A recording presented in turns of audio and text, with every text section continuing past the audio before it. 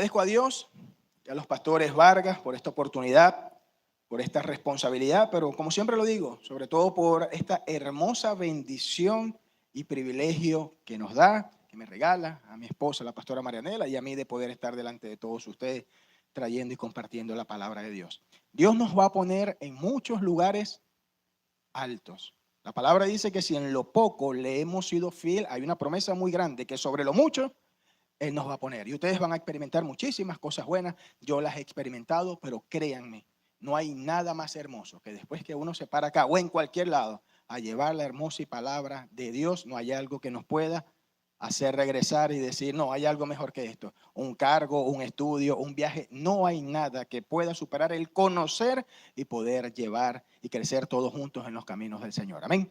¿Quiénes están conmigo? ¿Quiénes están de acuerdo con eso? 20 nada más. ¿Y los demás? Cuidado, cuidado, ahora sí. Todo, Él gritó por todos, no sé quién fue, pero hubo alguien que gritó por todos, gloria a Dios por eso. Hoy quiero entregarte, iglesia, una reflexión, una enseñanza corta, precisa, puntual y extraordinariamente hermosa. He titulado, guiado por el Espíritu Santo de Dios que mora en nuestros corazones, esta enseñanza, como la tumba está vacía. Al ver esto, todos entendemos ya de lo que vamos a hablar, ¿cierto? Entonces nos podemos parar y nos podemos ir. Ya cuando el título habla, ya es más que suficiente lo que nosotros podamos desglosar acá. Pero siempre que yo leo los versículos, y se le apareció a María Magdalena, se le apareció a María, y estaban los discípulos, y Tomás no creía. Cuando yo escucho a todos los que se le pudo haber aparecido, pero veo al final que dice la tumba está vacía, es como que el resultado de todo. Te pueden reparar un motor, te pueden reparar tu casa, pueden hacer muchas cosas, pero cuando tú ves el resultado, tú dices, quedó bonito. Ya, no importa todo el proceso de lo que se haya podido hacer. Nosotros conocemos el proceso de todo lo que vivió Jesucristo y es la temática de este mes. Pasión, muerte y resurrección. Pero cuando vemos, sí, resucitó, pero el sello, la garantía es que usted va para allá y no va a haber absolutamente nada porque esa tumba está vacía. Y eso lo dice y lo certifica absolutamente todo. Amén. Si pueden, por favor, acompáñenme con sus Biblias al Evangelio de Mateo, capítulo 27, versículos del 62 al 66. Y se quedan allí porque vamos a saltar al 28 también, del 1 al 6. Leo la palabra de Dios en el nombre del Padre, del Hijo y del Espíritu Santo. Al día siguiente, que es después de la preparación, se reunieron los principales sacerdotes y los fariseos ante Pilato, diciendo, Señor, nos acordamos que aquel engañador dijo, ¿quién es ese engañador? Jesús. Fíjense que están llamando a Jesús, esa gente que es engañador cuando estaba en vida, por eso dice, viviendo aún, después de 3 días dijo, resucitaré. Entonces esa gente que le estaba llegando a Pilato, hey, nos estamos acordando de algo que dijo aquel mentiroso.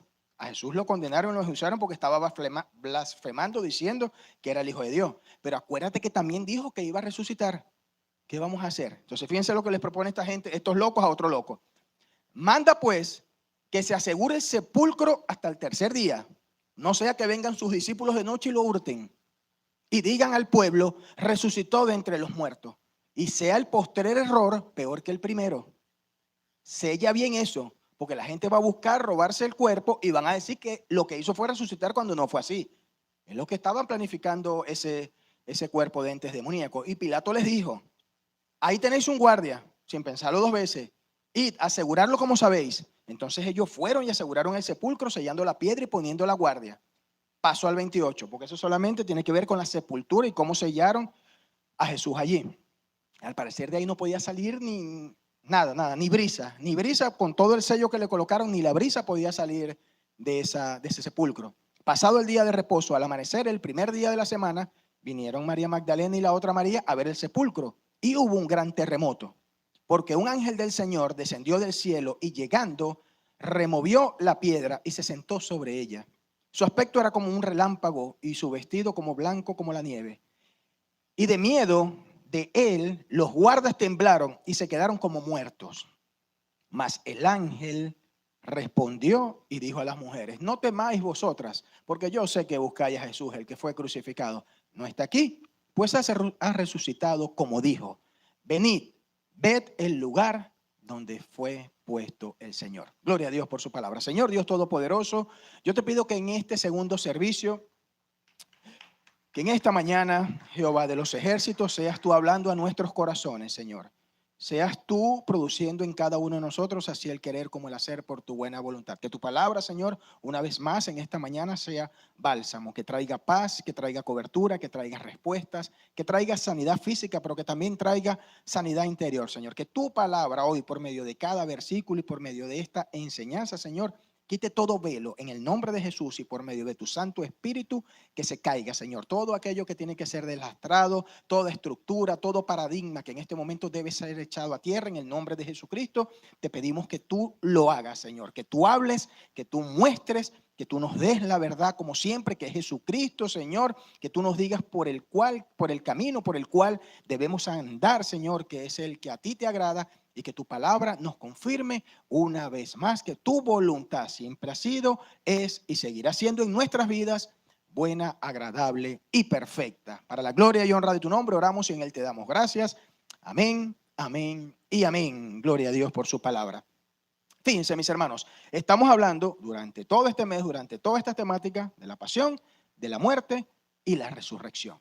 Excelente, mis hermanos. Pero usted y yo, como verdaderos hijos de Dios, si algo debemos tener claro, fundamentado y sustentado a la luz de la palabra de Dios, es que no hay un acontecimiento más importante o el acontecimiento y el evento más importante, más glorioso, más sobrenatural, más milagroso, más trascendental que ha ocurrido a lo largo de toda la historia de la humanidad, es precisamente la resurrección de nuestro Señor y Salvador Jesucristo. De hecho, la resurrección, la doctrina de la resurrección que habla sobre eso, mis hermanos, la califica como la médula, como lo principal, como el eje central del cristianismo.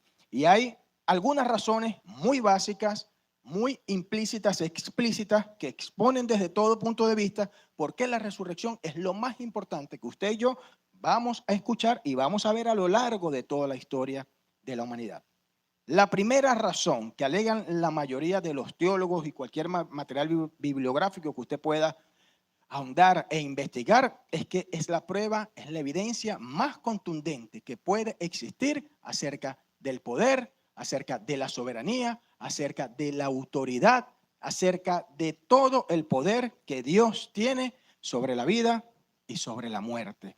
Pero también valida todas las profecías del Antiguo Testamento, es decir, ya solamente con ver todo lo que se dijo en el Antiguo Testamento con respecto a la muerte, crucifixión y resurrección de Jesús, usted va a encontrar que allí está explícito y esa resurrección es precisamente lo que valida. Y en tercer lugar, porque nos confirma que en el mismo Señor y Salvador Jesucristo en vida afirmó ser. ¿Quién dijo Jesús que era Él? ¿Qué dicen las Escrituras? Él en algún momento le preguntó a sus discípulos, ¿quiénes dicen que soy? No, unos dicen que eres el profeta, otros dicen que eres Juan el Bautista, otros dicen que esto. Y tú, Pedro, ¿quién dice? No, tú eres el Hijo de Dios. Esto no te lo reveló ni sangre ni carne, sino mi Padre que está en los cielos. Entonces, esa resurrección valida que verdaderamente Jesucristo es el Hijo de Dios. Eso valida que verdaderamente la resurrección, que Jesucristo es el Mesías, que Jesucristo es el Redentor, que Jesucristo es el justificador, que Jesucristo es la resurrección, que Jesucristo es el camino, la verdad, la vida, la puerta, la luz de este mundo, la sal de esta tierra, el buen pastor, la vid verdadera. Y como si esto fuese poco, Jesucristo es nada más y nada menos que el Salvador de toda la humanidad. Amén. Decía en el primer servicio, mis hermanos, que el evento, porque el mundo tiene que entender algo, el mundo tiene que ver algo, y nosotros tenemos que estar claro qué nos quiere vender el mundo de allá hacia acá. El mundo siempre te va a decir que algo extraordinario es que el hombre haya subido y haya pisado la luna. Que el evento más extraordinario es que el hombre haya inventado la electricidad, el teléfono, algún medicamento, alguna cura para X o para Y enfermedad, el bisturí de cristal. No estoy desprestigiando ni satanizando las cosas buenas que han ocurrido, que se han descubierto y que ha sido en pro del bienestar de todo un colectivo y de toda la sociedad. Eso no está mal.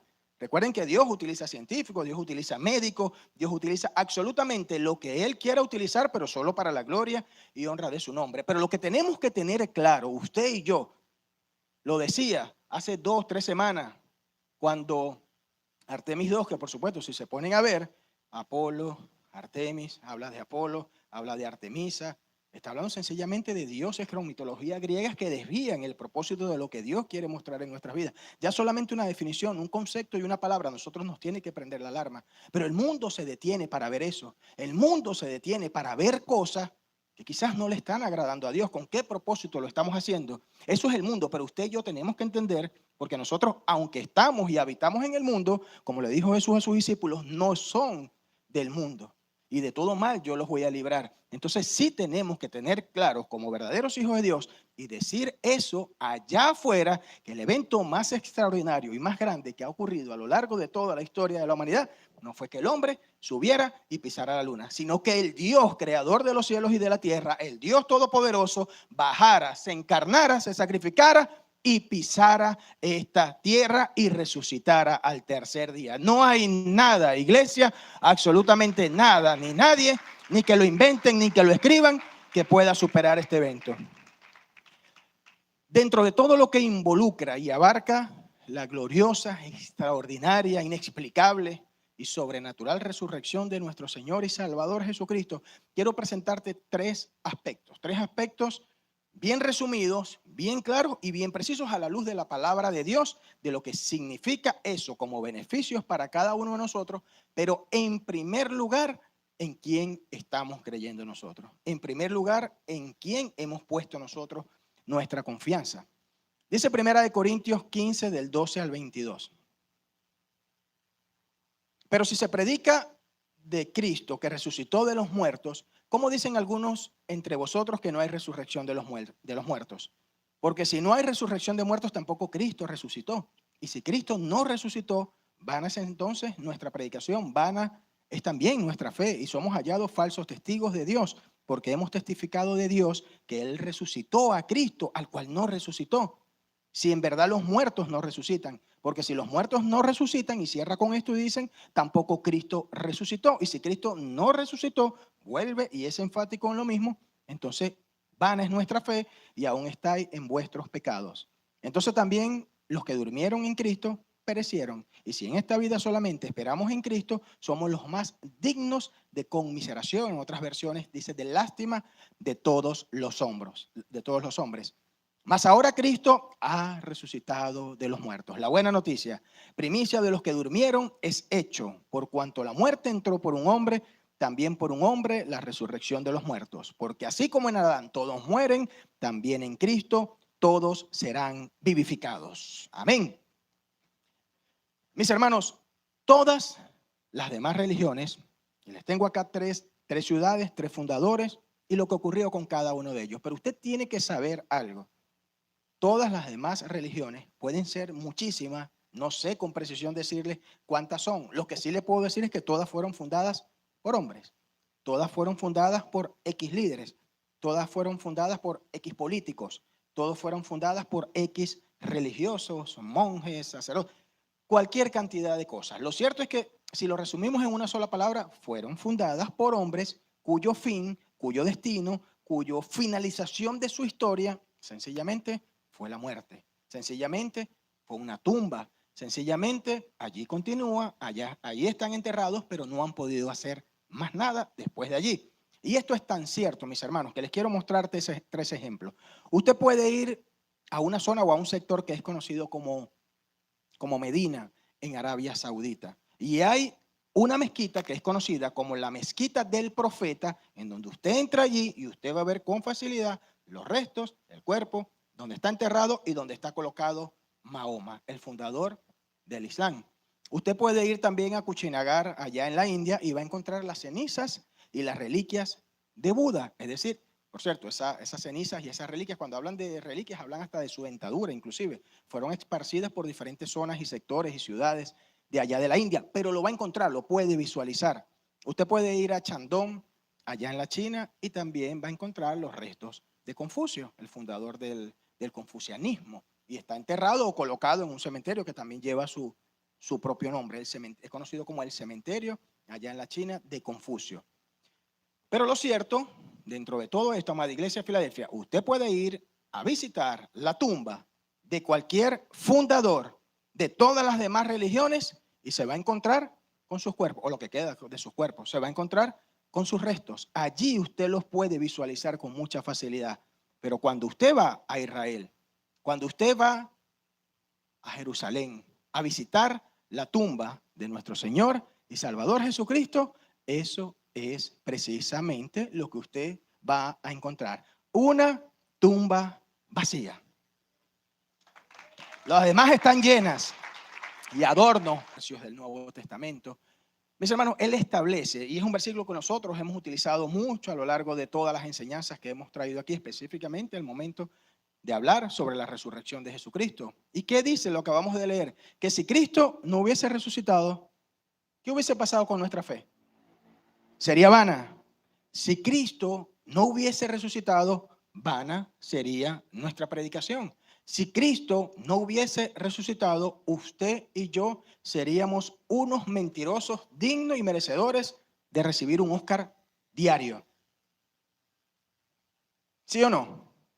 Él lo está diciendo al comienzo. Es más, si Cristo no hubiese resucitado, usted y yo seguiríamos cada uno en nuestros pecados, muertos en delitos y pecados, sumergidos en la oscuridad, sumergidos en las tinieblas, y ese lago que arde con fuego y azufre estaría esperando por cada uno de nosotros. Pero para la gloria de Dios, amada Iglesia Filadelfia, y aquí es donde radica la buena noticia, tu Señor, mi Señor, Jesucristo sí resucitó, amada Iglesia Filadelfia.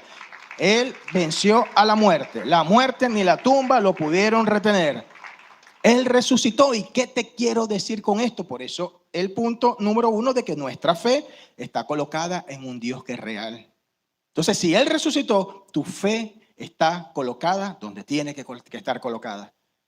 No está colocada en algo que no puede hacer nada por ti. No está colocado en una sombra. No está colocada en un árbol. No está colocado en un yeso. No está colocado en una madera. No está colocado en el aire. No está colocado en el sol. No está colocado en la luna. Tu fe está colocada, está puesta y depositada en un Dios que está vivo. Tu fe está puesta y colocada en un Dios que es real, en un Dios que es verdadero, en un Dios que es oportuno, en un Dios que es bueno, en un Dios que todo lo puede. Allí está colocada tu fe, en ese Dios que despojó a todo principado y a toda potestad y los exhibió públicamente, triunfando sobre cada uno de ellos ahí en la cruz del Calvario. Amén. Y esto es tan grande, amada Iglesia de Filadelfia, que por eso la palabra de Dios a usted y a mí nos dice que desde todo punto de vista, y es la realidad más grande y la seguridad más grande, de que los dioses de este mundo, mis hermanos, lo dice la palabra, tienen ojos, pero no pueden verte. Tienen boca, pero no pueden hablar, y mucho menos pueden hablarte a ti. Tienen oídos, pero no pueden escucharte. Lo estoy personalizando, no como lo dice la palabra que lo generaliza. Míralo con cada uno de tus casos. Tienen pies, tienen manos, pero no pueden caminar y no pueden hacer absolutamente nada por ti. No pueden hacer absolutamente nada por nadie. Pero el Dios que venció a la muerte, pero el Dios que venció a los principados, pero el Dios que venció a las potestades, pero el Dios que venció a los gobernadores de las tinieblas de este siglo, pero el Dios que venció a los huestes espirituales de maldad en las regiones celestes, pero el Dios que venció absolutamente todo, Él sí puede sanarte, Él sí puede ayudarte, Él sí puede consolarte, Él sí puede restaurarte, Él sí puede hacer grandes cosas en tu vida, amada Iglesia de Filadelfia. Él sí puede darte vida y vida en abundancia.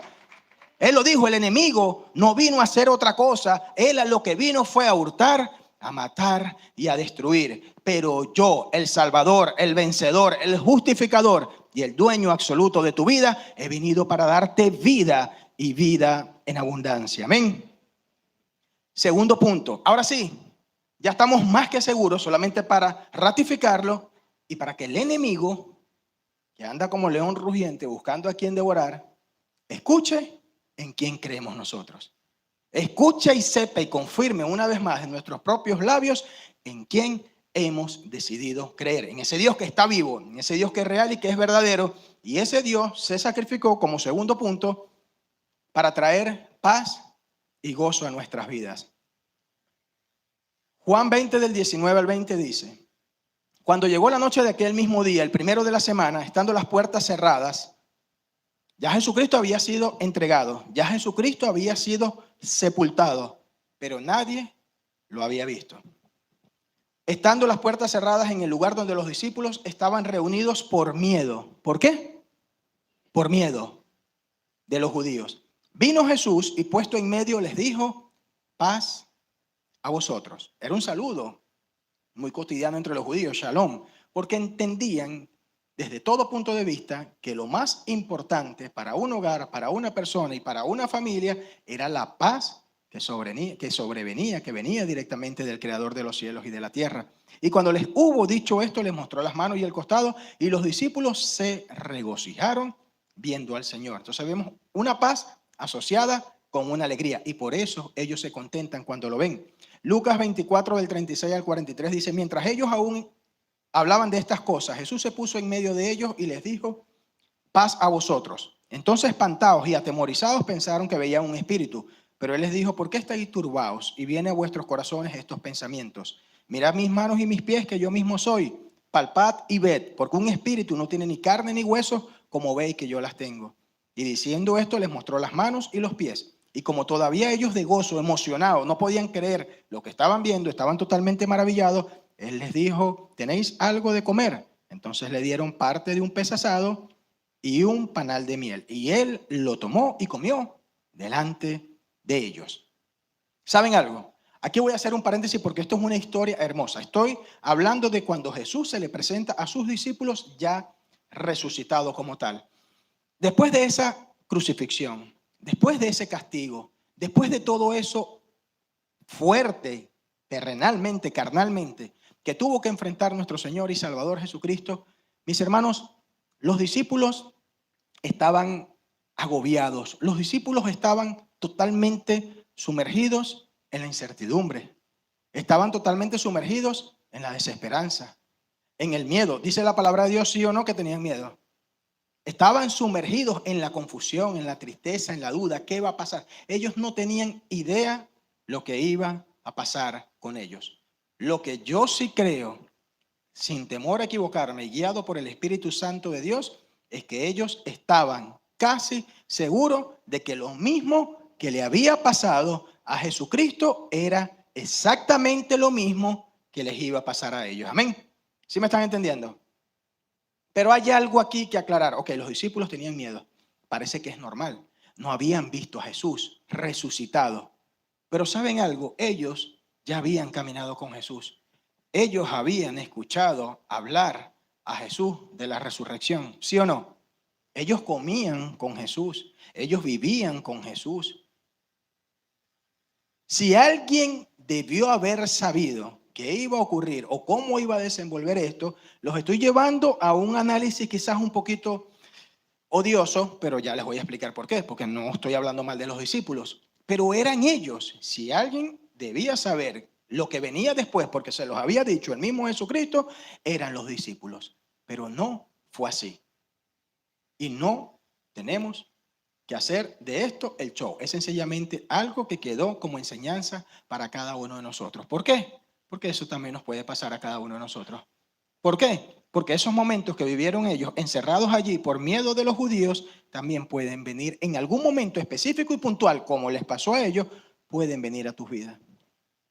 La desesperanza, el miedo, la incertidumbre, la duda, la confusión, los cuestionamientos, el temor, en algún momento puntual puede venir a tu vida. ¿Sí o no?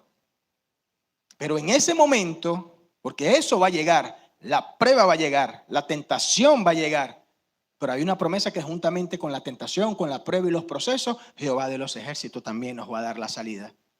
Eso va a llegar y eso puede llegar, pero en ese momento, amada Iglesia Filadelfia, es cuando más cada uno de nosotros debemos aferrarnos a la palabra de Dios.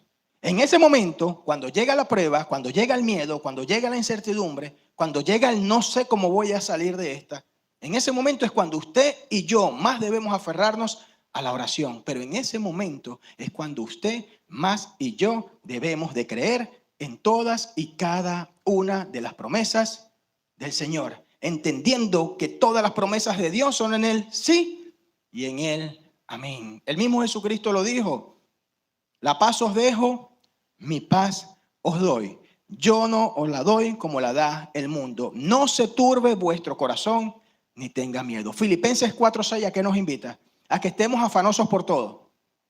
Dice: por nada estéis afanosos, sino sean conocidas vuestras peticiones delante de Dios en toda oración y ruego con acción de gracia. Y la paz de Dios, que sobrepasa todo entendimiento, precisamente porque no hay nadie, absolutamente nadie, que pueda definir con precisión esa paz que llega de Dios, que sobrepasa todo entendimiento. Y en medio de la tempestad, en medio de que la barca se está, nosotros seguimos con el gozo y el contentamiento que ya Dios colocó en nuestros corazones, mis hermanos. Eso es lo que verdaderamente Dios quiere de cada uno de nosotros. Cuando hacemos eso, cuando confiamos en sus promesas, cuando entendemos que en medio del caos Él está allí con nosotros, mis hermanos, la paz de Dios que sobrepasa todo entendimiento guardará vuestros corazones y vuestros pensamientos en Cristo Jesús. Amén. Fíjense algo, los discípulos tuvieron miedo. Ya creo que les di la respuesta, pero es importante decirles que los discípulos tuvieron miedo, no voy a decir porque olvidaron, pero sí porque dudaron de las promesas del Señor. Los discípulos tuvieron miedo porque se centraron, porque direccionaron todas sus energías, sus esfuerzos, como usted lo quiera llamar, porque direccionaron absolutamente todos sus pensamientos en que iba a abrir esa puerta en donde ellos estaban encerrados. Iba a entrar el ejército romano, los iba a atravesar con una espada, los iba a agarrar, los iba a llevar a una cruz y los iba a fusilar. Es decir, se centraron más en la fuerza de los hombres que en las promesas de Dios. Y ese es el error, amada Iglesia Filadelfia. Nuestro error es fijar nuestra mirada en las circunstancias y no en el Dios que creó las circunstancias. Lo dice la palabra de Dios por medio del profeta Isaías, que formo la luz y creo las tinieblas, que hago la paz y creo la adversidad. Yo, Jehová, soy el que hago todo esto. Ese Dios que creó la adversidad para probar tu fe y para llevarte a nuevos niveles, es el Dios que no conoce ni una derrota. Así que si Él la creó, Él la formó y Él está en control de lo que estás atravesando, tu victoria, amada Iglesia Filadelfia, está asegurada. Y eso es lo que Dios nos está mostrando por medio de este pasaje del versículo. La palabra de Dios dice que pongamos nuestra mirada en las cosas que no se ven, que no las pongamos en las cosas que se ven, porque esas cosas pueden ser muy pasajeras, pueden ser muy temporales, pueden ser muy efímeras, pero todo aquello que no se ve, pero las cosas que no se ven, dice su palabra, son eternas. La palabra de Dios a usted y a mí nos dice: puesto los ojos en Jesús, el autor y consumador de la fe. ¿Sabes que el padre de la mentira, a Jesús lo llamaron el engañador? Cuando estaban hablando estas personas con Pilato, el engañador, acuérdense cuando estaba vivo lo que dijo. Ese era Jesús. Y eso es lo que estaba buscando. Y el verdadero engañador, el verdadero padre de la mentira, el verdadero calumniador, es nuestro principal enemigo, que es Satanás y que es el diablo. Él quiere que tú fijes tu mirada en tu escasez. Él quiere que fijes tu mirada en el caos. Él quiere que fijes tu mirada en el dólar. Él quiere que fijes tu mirada en tu crisis matrimonial. Él quiere que fijes tu mirada en el conflicto que hoy puedas estar atravesando. Él quiere que fijas tu mirada en la división familiar que puede haber en este momento. Él quiere que fijes tu mirada en tu enfermedad. Él quiere que fijes tu mirada solamente en la devaluación. Él quiere que fijes tu mirada solamente en el desempleo.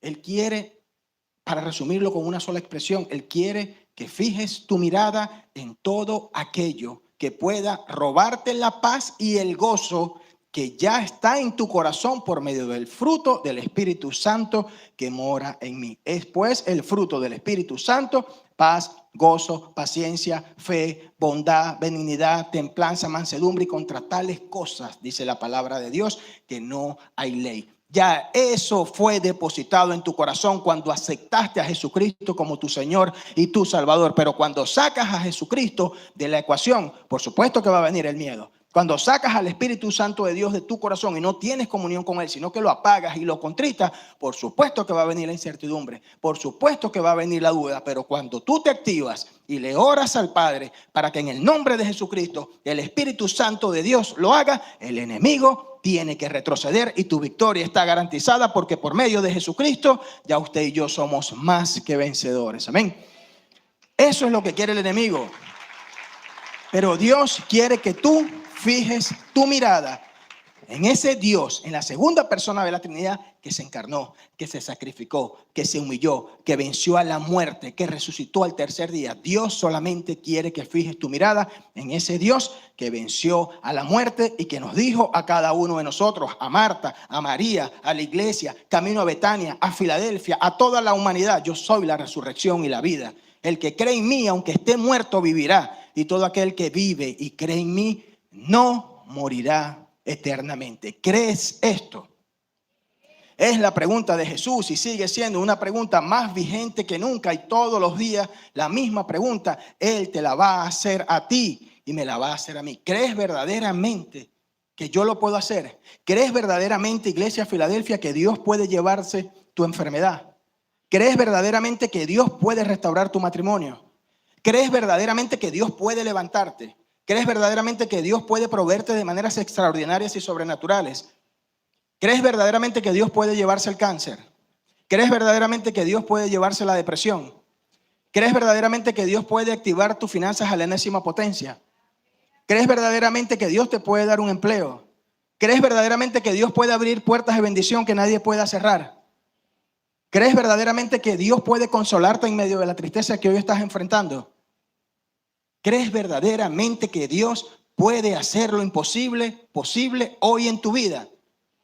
Iglesia, si tú verdaderamente en tu corazón, en tus pensamientos, en las intenciones de tu corazón, en tu cuerpo, en tu alma, en tu ser, en tu espíritu, como lo dice el apóstol Pablo allá en Tesalonicenses, si tú crees verdaderamente que Dios está en control de tu vida, de tu presente, de tu futuro, de tu porvenir, de tus hijos, de tu familia, de tu matrimonio, de tu trabajo, de tu empleo, de tus activos, de tu patrimonio.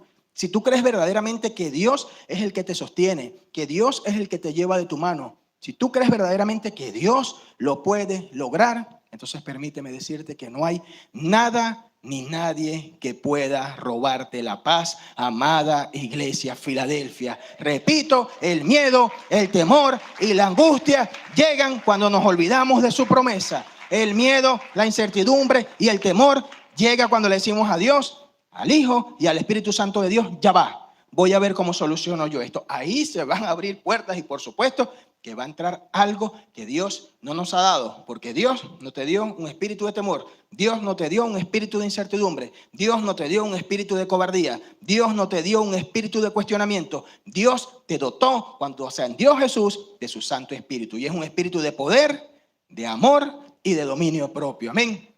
Y esta es la tranquilidad, mis hermanos. Lo tengo acá, que manifestó el apóstol Pablo cuando estaba prisionero allá en Roma. Todos conocen esa historia. Y estaban allí. Cada vez que leemos relatos de cómo eran las condiciones y características de esa prisión, verdaderamente es escalofriante. Algo sin precedente, desagradable, algo verdaderamente maloliente, condiciones inhumanas desde todo punto de vista. Y él estando ahí, amarrado, encarcelado, los bajaban por un orificio donde estaban encerrados pocos metros, muy pocos centímetros casi que de movimiento en la posición como los colocaban. Y estando allí, después de haber recibido una ofrenda de esa misma iglesia en manos de Epafrodito y de toda la congregación que le hicieron llegar algo, él dejó algo muy en claro y se los dijo: no lo digo porque tenga escasez. O sea, estoy aquí prisionero, tengo necesidad, tengo hambre, tengo muchas cosas, y aunque estoy recibiendo esta ofrenda, lo mío no depende de si tengo o no tengo, porque mi paz proviene solamente de Jesucristo. Y él lo dijo: no lo digo porque tenga escasez, pues he aprendido a contentarme cualquiera sea mi situación. Sé vivir humildemente el mensaje para ellos, para que lo llevaran, y por eso nosotros hoy lo estamos hablando hoy. Sé vivir humildemente y sé tener abundancia en todo, y por todo estoy enseñado, así para estar saciado como para tener hambre, así como para tener abundancia como para padecer necesidad. Y aclaró de todo, de dónde venía su paz, de dónde venía su consuelo, de dónde venía su gozo. ¿De dónde venía su tranquilidad? ¿De dónde venía su danza? ¿De dónde venía su baile? ¿De dónde venía su ánimo? ¿De dónde venía su fortaleza?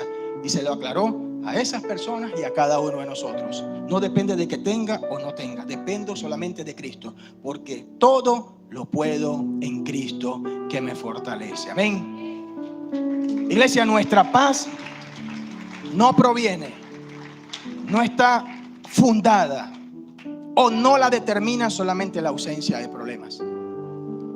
Es muy fácil decir, ¿cómo estás hoy? Espectacular. Y en verdad estás bien, porque tienes trabajo, tienes dinero, tienes comida, tienes familia. Y es fácil decir de la boca para afuera, estoy bien. Pero nuestra paz no viene de ahí. Nuestra paz proviene es porque sabemos quién es el que va con nosotros, no solamente en la barca, sino guiando, direccionando y llevándonos al puerto seguro, nuestro Señor y Salvador Jesucristo. Nuestra paz no depende cuando todo marche bien, cuando todo es color de rosa, cuando todo es maravilloso, cuando hay recursos, cuando hay dinero, cuando hay empleo, cuando hay dinero en una cuenta, cuando hay dinero en efectivo, cuando tenemos carro, cuando tenemos comida, cuando tenemos que darles a nuestros hijos. Nuestra paz no depende de eso.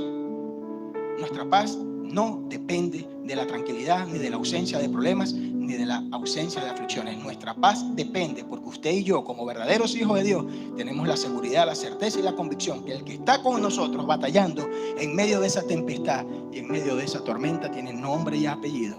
Y es ese Dios que venció a la muerte. Es el Dios que resucitó y es el que va a venir nuevamente por su iglesia como el Rey de Reyes y Señor de Señores. Nuestra paz no depende de que no hayan aflicciones, sino de la dependencia absoluta del que me lleva de su mano, que me dijo en algún momento, en el mundo tendréis aflicciones, José. En el mundo vas a tener aflicciones, William. En el mundo vas a tener aflicciones, Néstor. En el mundo vas a tener aflicciones, Fernando. Pero confiad, dijo Jesús.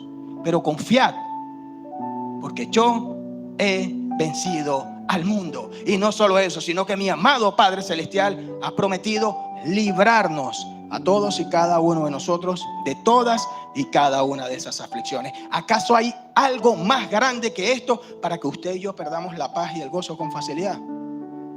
No saquemos a Jesús, que Jesús verdaderamente sea el centro de nuestras vidas, teniendo la certeza que ya Él venció, teniendo la certeza que ya Él triunfó, teniendo la certeza que fue exaltado, que está sentado a la diestra de Dios, teniendo la certeza que Él va a volver por su iglesia. Cuando Él mismo, con voz de mando, con voz de arcángel y con trompeta de Dios, descienda de los cielos para encontrarse con cada uno de nosotros. Cuando seamos arrebatados, teniendo la certeza que vamos a celebrar las bodas del Cordero, teniendo la certeza que vamos a regresar con Él y que vamos a estar durante 1000 años reinando con Cristo. Y después que ocurra lo del juicio del gran trono blanco, después que aquellos sean lanzados al lago que arde con fuego y azufre, usted y yo sabemos cuál es nuestro destino: la nueva Jerusalén. No hay lástima, no hay tristeza, no hay llanto, no hay lloro, porque Cristo venció. Eso es lo que está aguardando por cada uno de nosotros. Y por eso a esta hora, Señor, y allá están preparando y acomodando moradas celestiales para cada uno de nosotros. Amén. Finalizo con este tercer punto. Jesús resucitó para darnos la victoria. Ya hablamos de en quién depositamos nuestra fe como aspecto importante, porque lo podemos tener todo, pero si no tenemos paz y contentamiento en nuestros corazones, nada somos. Y otro aspecto, para darnos la victoria. ¿Qué pues diremos a esto? Si Dios es por nosotros, ¿quién contra nosotros? El que no escatimó a su propio Hijo, sino que lo entregó por todos nosotros, ¿cómo no nos dará también con Él todas las cosas? ¿Quién acusará a los escogidos de Dios? Se pregunta. Si Dios es el que justifica, ¿quién es el que condenará? Si Cristo es el que murió, más aún el que también resucitó, el que además está a la diestra del Dios, el que también intercede por nosotros, ¿quién entonces nos separará del amor de Cristo? Tribulación, angustia, persecución, hambre, desnudez, peligro, espada, devaluación, escasez, crisis, caos, conflicto. ¿Qué nos va a separar del amor de Dios? Como está escrito, por causa de ti somos muertos todo el tiempo, somos contados como ovejas de matadero. Ante todas estas cosas, amada iglesia Filadelfia, usted y yo somos más que vencedores por medio de aquel que nos amó primero a cada uno de nosotros. Amén. Nunca, jamás, jamás de los jamases, usted y yo vamos a poder pagarle o devolverle un poquito a Dios lo que Él ya hizo por cada uno de nosotros. Puede hacer cheques, puede intentar hacer transferencias, nosotros le podemos pagar a Dios alabando, adorando, exaltando su nombre y sirviéndole. Ese es el mandamiento. Llamarás al Señor tu Dios con todo tu corazón, con toda tu mente, con todas tus fuerzas y con toda su alma. Eso es parte de lo que nosotros hacemos para agradar a Dios y para devolverle un poquito de lo que Él ya hizo por nosotros. Pero esa deuda que Él pagó, ninguno de nosotros se la vamos... No, gracias por el préstamo, Jesús. Aquí te lo devuelvo. Ninguno de nosotros lo vamos a poder hacer. Porque era usted y yo los que debimos haber sido clavados y atravesados con clavos de 20 centímetros aproximadamente de largo. Usted y yo éramos los que teníamos que haber cargado esa cruz de muchísimos kilos durante 1 kilómetro aproximadamente. A usted y yo éramos los que nos tenían que arrancar la piel con cada latigazo, correazo y golpes que nos daban. A usted y a mí eran los que nos tenían que atravesar con esas coronas de espinas de 2 centímetros, 3 centímetros de largo que causaban laceraciones casi que irreversibles en la piel. Eso lo debimos haber vivido cada uno de nosotros. Por eso no le vamos a poder pagar a Dios, porque éramos cada uno de nosotros los que debimos haber asumido y recibido toda la ira de Dios manifiesta sobre nuestras vidas. Pero no fue así, amada Iglesia Filadelfia. No fue así. Éramos unos perversos, éramos unos mentirosos, éramos delincuentes, éramos aberrados sexualmente, éramos unos despiadados, éramos unos desobedientes, inicuos, pecadores. Pero no fue así. Y lo decía en el servicio anterior, mis hermanos, usted y yo dentro de esta historia éramos Barrabás. De Barrabás muy poco se habla, pero todos conocen la historia, ¿verdad? Solo que es un desenlace en donde el gobernador, en donde los ancianos, en donde Pilato tuvieron que escoger, se podía hacer una vez al año. Ese Barrabás éramos nosotros. Barrabás era un delincuente, era un insurrecto, era un mentiroso, era un asesino, dice literalmente la palabra de Dios. Buscaba grupos y decía, vamos a causar esta revuelta, vamos a causar esta revolución. Y cuando salían a hacer eso, mataban gentes por aquí y por allá. Ese era Barrabás, eso éramos cada uno de nosotros. Y el mundo, él fue dejado en libertad a petición de la multitud. Y la gente gritaba, este es Barrabás y este es Jesús. La cruz, el peso, el tamaño, las dimensiones. Barrabás reunía todas las características, todos los requisitos a la perfección para que lo agarraran de la mano, le fueran dando palazos y lo crucificaran en esa cruz. Pero no fue así. Porque el mundo a lo bueno le dice malo y a lo malo le dice bueno. ¿Qué gritaba la multitud? Suelten a Barrabás, liberen a Barrabás. Pero eso no terminaba allí. Y crucifiquen a Jesús. Eso fue lo que hizo Jesús y por eso se conoce como una muerte sustitutiva o la expiación sustitutiva. El lugar que te correspondía a ti y a mí, el lugar que le correspondía a Barrabás, lo tomó Cristo. Él pudo haber, vamos a seguir investigando, el delincuente es este, no yo. Él fue tentado en todo, pero fue hallado sin pecado y él pudo haber sacado esa carta bajo la manga. Jesús no habló. ¿Saben qué dice la palabra de Dios por medio del profeta Isaías? Capítulo 53. No abrió su boca por amor a cada uno de nosotros. Y estaba viendo la injusticia. Si a nosotros nos duele, nos pone triste. Yo estoy con el nudo, yo no sé cómo no he llorado hoy. Creo que la voz, porque estoy centrado también en el ardor que puedo sentir en la garganta. Mis hermanos, Jesús enmudeció. Y dice la palabra de Dios que como cordero fue llevado al matadero. Por amor a cada uno de nosotros. El justo por los injustos. Y al que no conoció pecado, por nosotros lo hizo pecado, para que nosotros fuésemos hechos justicia de Dios en él, amada Iglesia Filadelfia. ¿Acaso hay un amor más grande que ese? Ese es el Dios en el cual usted y yo hemos decidido creer.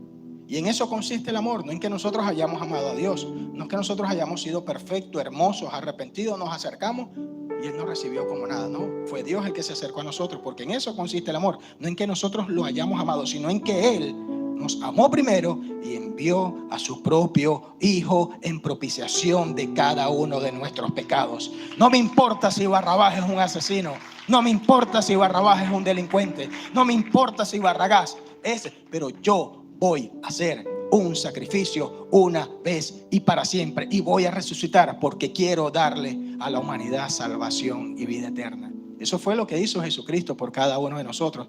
Y finalizo con esta última punto del bosquejo. Mis hermanos, en aquel momento estoy seguro, también sin duda alguna, que todos dirían, esto se acabó. Por fin, este nos iba a volver locos, ese Jesús.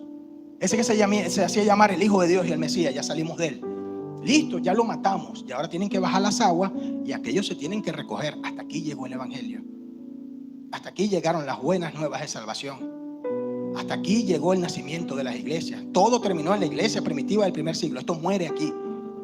Yo me imagino que todos dirían exactamente eso. Pero contra todo pronóstico, pero contra todo precedente, Jesucristo no habló. Levantó su mano, se encarnó, se sacrificó, se humilló, venció a la muerte y resucitó al tercer día.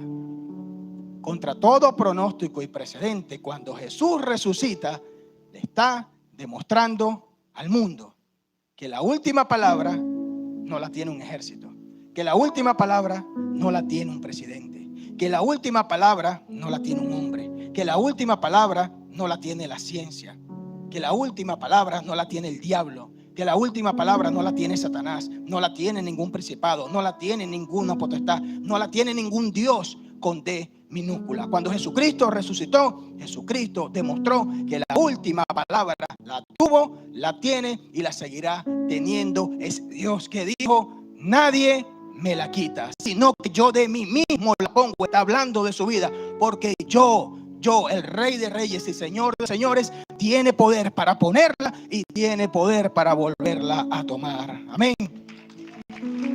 Así que en medio de lo que hoy estés enfrentando, iglesia, descansa en el Señor.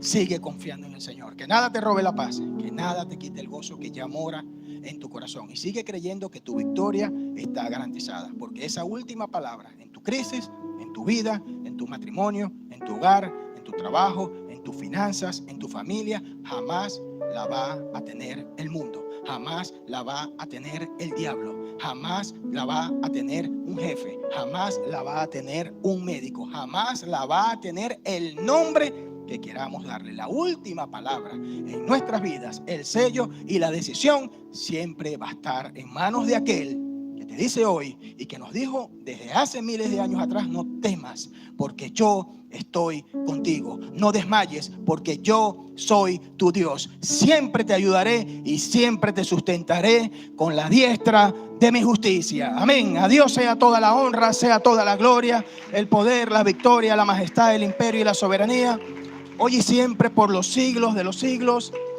Amén, amén y amén.